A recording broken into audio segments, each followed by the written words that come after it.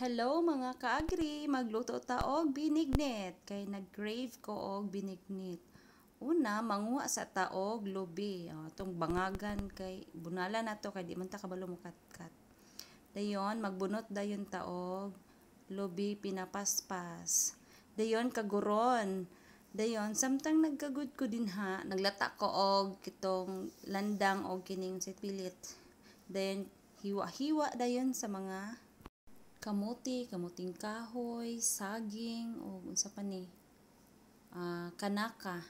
Then kay nalata naman ang ato ang pilit ug ang landang, ato na din ilunod ang ato ang hiniwa nga mga kamuti, saging, bulanghoy. Then pagbukal, ilunod din nato ang espiso nga tuno. Dayon kuraw-kurawon, kutaw-kutawon, mix very well. Dayon butangan og purple para mulami ang ato ang binignit. Purple nga binignit. Then butangan gamay og asin, timplahan og asin, then brown sugar. Then mga ona ta. Kaon na, kain-kain na dayon. Kainan na. Lami gini siya kay purple. Thank you for watching.